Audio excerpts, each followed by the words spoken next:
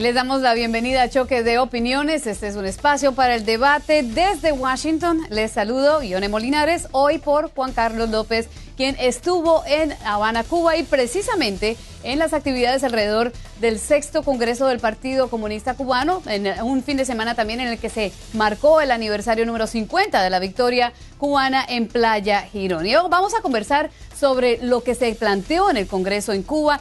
Y para eso nos acompaña Frank Calzón del Center for Free Cuba, es el Centro para Cuba Libre. También nos acompaña aquí en nuestros estudios en Washington, Phil Peters, eres el vicepresidente del Lexington Institute. Tenemos desde Denver a Arturo López Levy, él es profesor de la Universidad del Centro de Estudios Joseph Corbell de la Universidad de Denver. Y en Nueva York nos acompaña del Council of the Americas, del Consejo de las Américas, Christopher Sabatini. Señores, muchas gracias. Vamos a comenzar esta conversación, pero recuerde que antes queremos que ustedes se unan a este debate, a esta conversación. Escríbanos a facebook.com/CNN Choque o en Twitter la dirección es @CNN Choque. Primero que todo, señores, quería preguntarles cuál es el potencial que tienen estos lineamientos de comenzar a ser implementados. Comencemos por Phil Peters. Bueno, ya han empezado a implementar esas medidas. El Congreso del Partido, en un sentido, ratificó y dio más respaldo político a un proceso que ya está en marcha. Han repartido tierra a agricultores independientes. 100,000 agricultores independientes han recibido tierra para trabajar. Entonces han expandido este sector. Han expandido el sector de trabajo por cuenta propia, los empresarios pequeños. Y están marchando hacia una expansión del sector privado dentro de la economía socialista. Entonces, para el pueblo cubano esto les ofrece la oportunidad de prosperar dentro de estos espacios de mercado libre. Y ojalá que funcione bien. ¿Qué esperanza hay, Chris, para ustedes que esto pueda comenzar realmente a tener una realidad, que pueda ser una realidad ya?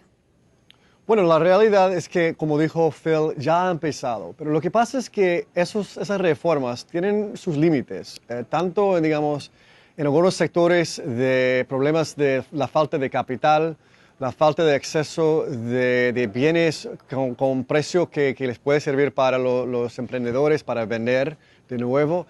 Y también, como vimos en la clausura, en los últimos momentos del Congreso, también límites en el sistema político, que lo que vimos es que la mayoría de los nuevos líderes son más de 80 años de edad. Es que ellos están muy atados, son los históricos, que están muy atados al sistema anterior. Es decir, sí hay cambios y reformas para insertar reformas de mercado en el sistema, pero eso no va a crear un sistema capitalista. Incluso lo dijo Raúl Castro, eso es para refortalecer el sistema socialista. Son importantes, pero son limitados. Estoy viendo aquí a Frank Calzón que hace sí, que hace no. ¿Cuál es tu punto de vista?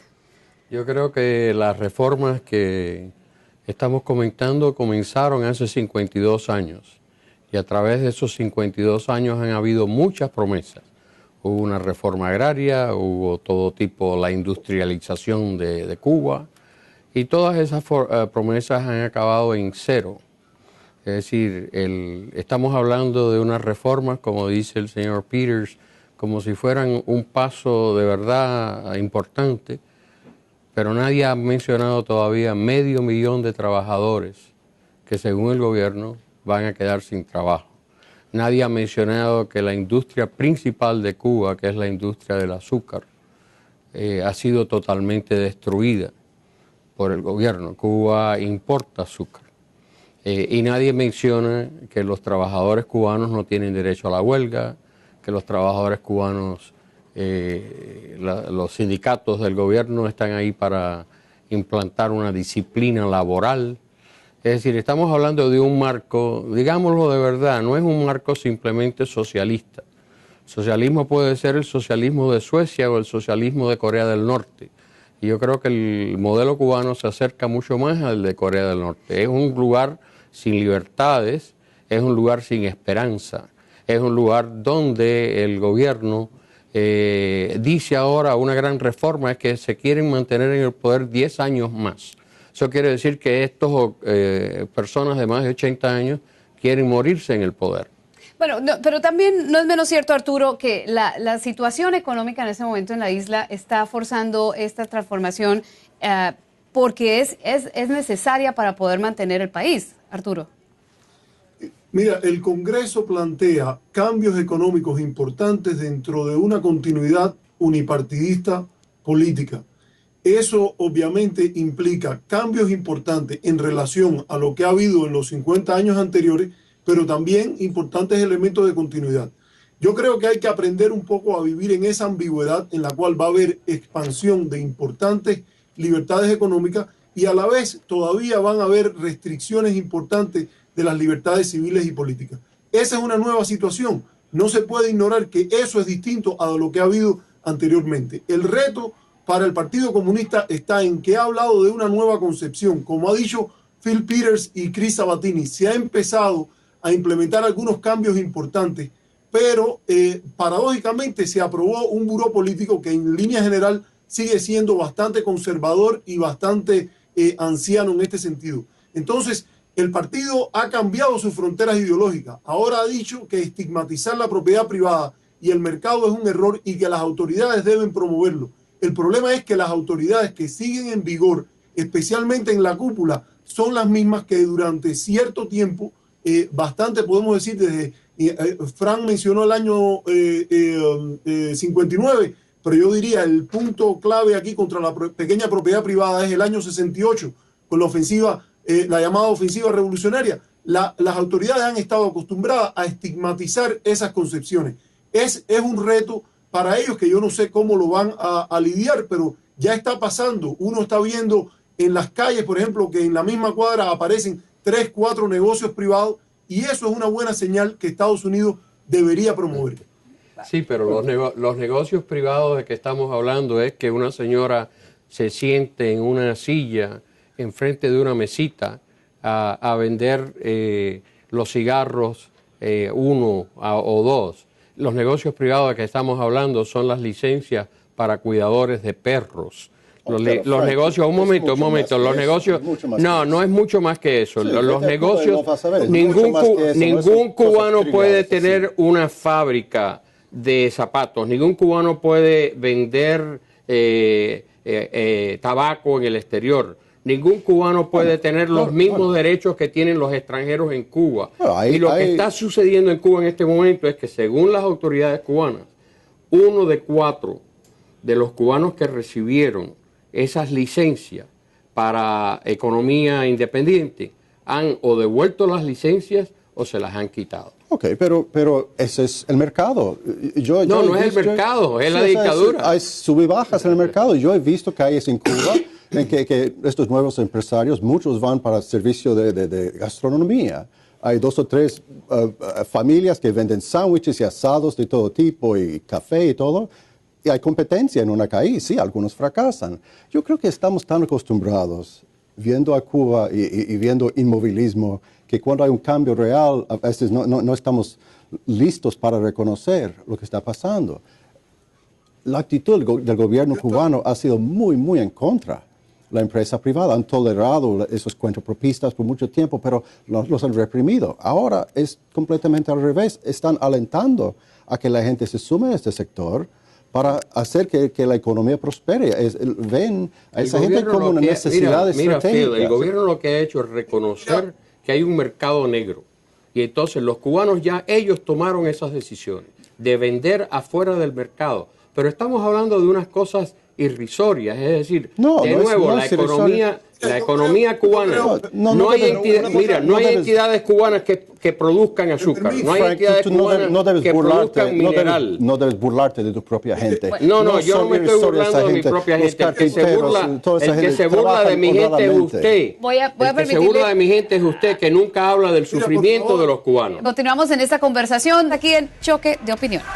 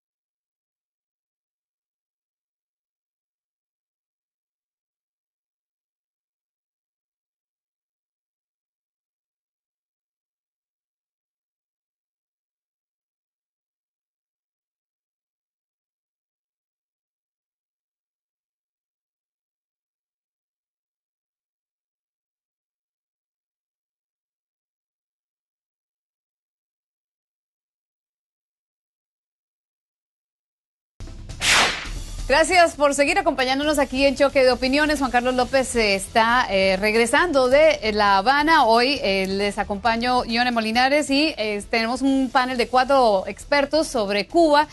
Vamos a cambiar un poco del tema y quería preguntarle a Chris Sabatini, ¿cómo ves que va a pasar? ¿Cómo debería recibir Estados Unidos lo que está sucediendo o los anuncios que se dieron durante el Congreso del Partido Comunista Cubano?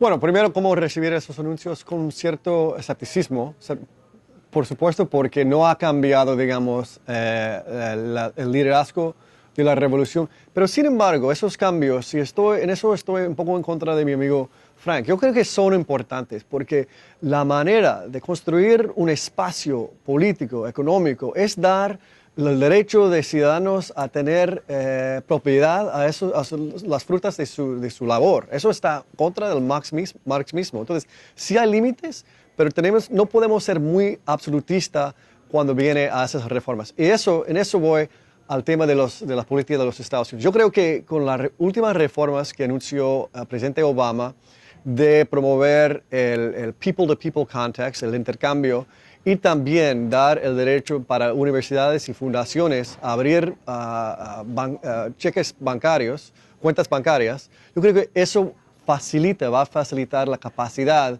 de donantes, de ciudadanos norteamericanos, de fundaciones, de apoyar este sector creciente de emprendedores.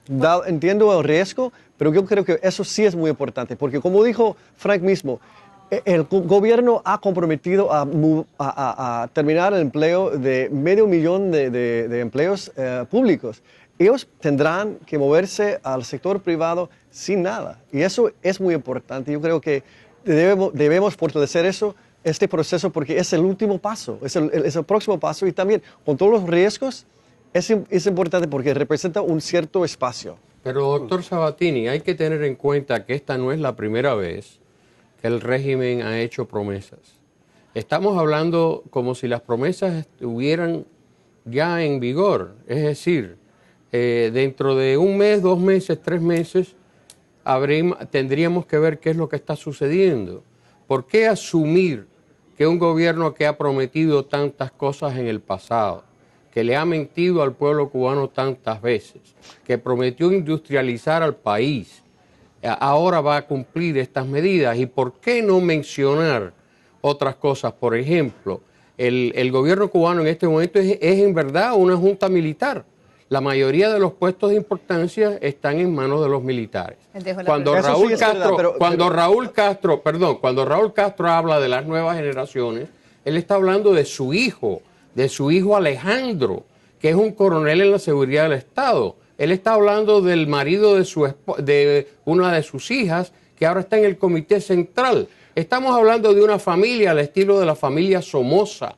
Hay que tener en cuenta lo que está sucediendo. Pero, Frank, no estoy justificando la falta de cambios del régimen. Y entiendo perfectamente la falta del vacío entre esta generación de históricos y la próxima generación. Pero estás asumiendo que lo que dicen es verdad. El gato ya ha salido de la bolsa. En este caso, Raúl y varios de los históricos ya han comprometido públicamente para hacer si lo hacen o no, pero en este caso, por ejemplo, el CTC, como tú mencionaste, el CTC se ha convertido ahora a una agencia de empleo, cosa que es inédita, digamos. ¿Pero de qué tipo de empleo? Empleo me permite. Bueno, empleo en el sector privado. ¿En qué sector privado? En el sector del que arregla un zapato. Señor, ¿cuántas fábricas tienen los cubanos capitalistas en Cuba? ¿Cuántas fábricas? ¿Cuántos negocios? ¿Cuántas tiendas? Tener eso como muy artesanal. ¿Puedo decir algo? Señor, adelante, sí. Mire, lo que ha dicho Chris es muy importante. No tiene sentido para un gobierno que procura mantenerse en el poder y preservar un mínimo de estabilidad política, despedir del sector gubernamental a 1 millón, actualmente son cerca de 500,000, pero se está hablando hasta de 1,000,000 y pico, sí. Sea 1 millón de trabajadores y no ofrecerles alternativas de empleo. Y a mí me parece que esto es importante, puesto que es muy difícil para un gobierno, y las experiencias en China, en Vietnam, en Taiwán, en el México del PRI, lo demuestran, que es muy difícil dar libertades políticas, soltar la mitad económica del genio de la botella y esperar que la mitad política que está dentro quede controlada. Yo creo que Estados Unidos está llevando una política importante, positiva, en torno a decir que la situación de derechos humanos debe mejorar. Hoy se le dio el premio a las damas de blanco y a la vez yo creo que tiene que cambiar y ser más activo en la promoción de ese pequeño sector privado. Ahora, yo creo que lo que Chris ha mencionado en relación a las remesas es importante, pero hay que llegar más allá. Yo creo que todo el embargo al sector privado cubano debe ser eliminado. Ese era mi punto, porque todavía queda el gran elefante, como se dice en inglés, en la sala, y es precisamente el embargo. El tema del embargo, hay una parte muy reacia a siquiera pensar en relajar algunas partes del embargo. Hay otros que están un poco más dispuestos a pensar que de pronto esto ya hay que cambiar un poco de dirección. ¿En qué va a quedar eso? Y si este partido, este congreso que sucedió en Cuba ayuda de alguna forma a generar otra dirección, otro movimiento. Yo creo que en cuanto el gobierno de Cuba le dé a los cubanos los mismos derechos económicos que tienen los extranjeros en Cuba, que pueden ser socios en un hotel, que pueden ser socios en una mina, que pueden cultivar el tabaco, en ese momento en que los cubanos tengan los mismos derechos que los extranjeros, los Estados Unidos debe de tomar medidas. Mientras tanto, el enviar más recursos al gobierno de La Habana, que es lo que estamos haciendo, es decir, los dineros que van a Cuba, los cubanos los toman y van a una tienda del gobierno y gastan ahí todo el dinero. No es una tienda privada, tiene que haber tiendas privadas. En cuanto a los recursos para Cuba, la mayoría de los recursos norteamericanos que van a Cuba son de parte de la comunidad cubano-americana. Son los cubano-americanos que están llenando docenas de vuelos semanales desde mayo. Y el dinero de eso va a las tiendas del gobierno cubano. Millones de dólares. Que van a las tiendas del gobierno cubano. Que van a otros, sí, que pero van también, a las tiendas del gobierno cubano. Que los cubanos tengan derechos a tener tiendas. Frank, por favor, tú no conoces a tu propio país. Bueno, la gente usa eso de decir que yo no conozco mi propio país es el tipo de enfoque de los americanos que quieren decirle a los cubanos cómo debemos de pensar. Vamos un momentito porque Chris, un segundo, Chris, vamos a darle unos minuticos a Chris que me viene pidiendo la palabra desde Nueva York. Chris, adelante. Sí, quiero decir, mira, yo entiendo las razones de derechos humanos por lo cual hay un embargo, pero tenemos que reconocer que nunca ha pasado una revolución popular como está pasando en Egipto, en Tunisia, en Libia o en Yemen, bajo un país bajo un embargo, en un país bajo un embargo. Es que el embargo que es ley, Sudáfrica, pero el embargo no estaba siempre en Sudáfrica, no siempre, no fue tan estricto como está el caso del embargo ahora en Cuba. Yo creo que tenemos que entender que el embargo es esta cuestión de enriquecer el gobierno cubano, de lo cual no quiero que pase, pero no es una cuestión de suma cero. Hay algunos beneficios que pueden beneficiar a los ciudadanos cubanos, al mismo tiempo pueden beneficiar al régimen. Tenemos que balancear este tipo de cosas. Estamos de acuerdo y entender que las libertades vienen a través de la comunicación, no a través del aislamiento. Lo que el presidente Obama ha hecho ha sido muy constructivo. Un segundo, por favor. En permitir más viajes, en permitir sobre todo que los cubanos-americanos viajen libremente, que envíen libremente remesas. Esto ayuda de forma humanitaria a las familias cubanas y también provee capital para esos nuevos y el presidente Obama debería de pedirle al gobierno de Cuba que pusiera en libertad al americano Alan Gross, que está injustamente condenado a 15 años en Cuba por llevar un computador. ¿Cómo va a haber reformas económicas en Cuba si un americano va a la isla y le da un computador a una persona y lo condenan a 15 años? Por favor. Bueno, vamos a ver qué nos dice Arturo entonces. Arturo, adelante. Mira, yo creo que hay que ubicarse que estamos ante una nueva situación y que Washington debe actuar proactivamente, ver los cambios, hacia dónde van y desarrollar dinámicas como la que Chris Sabatini mencionó de no cero, en la cual ganen los diferentes actores. Vemos que los actores relevantes dentro de la sociedad civil cubana, particularmente el general Ortega, ha llamado al gobierno cubano a liberar a todos los presos por motivos políticos, y a su vez ha llamado al gobierno de los Estados Unidos a eliminar aquellas políticas catalogadas por el Papa Juan Pablo II como ilegales, inmorales y contraproducentes, que en realidad lo que han hecho es entorpecer el curso de reformas y dificultar la apertura en el país. Hay que recordar que, diferente a lo que Frank menciona en relación a Sudáfrica, nunca hubo un embargo como el que ha habido contra Cuba en relación a Sudáfrica. Eso no es nunca cierto. ha habido una prohibición de viajar a ningún otro país como la que ha habido contra Cuba. A diferencia de otros países en los cuales Estados Unidos pidió que se abriera el muro de Berlín, lo que ha hecho Estados Unidos es construir otro muro para reforzar aquel que los comunistas han construido. Y por eso las corporaciones norteamericanas venden millones de dólares a Cuba. Estamos hablando de un embargo donde cientos de millones de dólares se venden. Bueno, Cuba no tiene mucho dinero con que comprar. Fidel Castro se burlaba del embargo hace unos cuantos años. Es bien amplio, bien fuerte. Y hay una ley que no promueve los derechos humanos. La ley Helms-Burton ha sido condenada por Human Rights Watch y por Amnistía Internacional como contraria a la promoción de derechos humanos en Cuba. Es hora de despertar. Y también ha sido condenada por el gobierno de Cuba.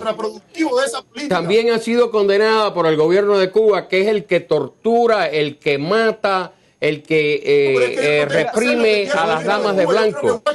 Yo quisiera que las otras personas en el panel, yo sé que Chris Sabatini lo hace, pero que los otros en el panel le pidieran al gobierno cubano que ponga en libertad a Alan Gross. Que deje de golpear a la madre de Zapata Tamayo porque quiere ir al cementerio. ¿Y qué has logrado? Que lo convirtió en rehén de un tema que no era su responsabilidad. Su propia esposa ha dicho que él fue víctima de una política de hostilidad de 50 años, que es tiempo de terminar. Escuchemos ese pliego de una señora que está hablando por su familia. Que lo pongan en libertad. Y ahí la dificultad, les quería decir, hay la dificultad de un tema tan complejo. Por el impacto de liberar a Alan Gross para la población norteamericana. Y ahí la dificultad, pero eso no justifica las políticas que se han estado implementando. Muy bien. De ahí la dificultad de un tema tan complejo. Es un asunto que tiene muchas ramificaciones. Pero creo que en este momento, en esta media hora, hemos por lo menos puesto sobre la mesa algunas de las diferencias.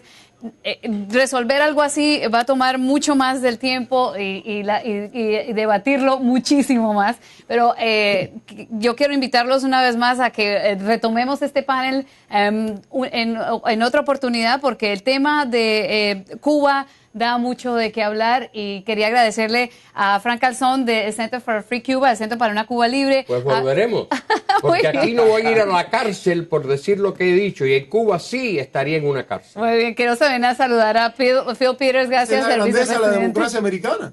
Y también déjame agradecerle a Nueva York a Chris Sabatini del Consejo de las Américas, por supuesto Arturo López Livi en la Universidad de Denver. Muchísimas gracias, caballeros, y que sea la próxima oportunidad que volvamos a hablar sobre el tema de Cuba. Gracias a usted. Y nosotros regresamos porque esta semana también hubo otro tema muy interesante, y esto es la política inmigratoria en los Estados Unidos. Ya regresamos. Esto es Choque de Opiniones.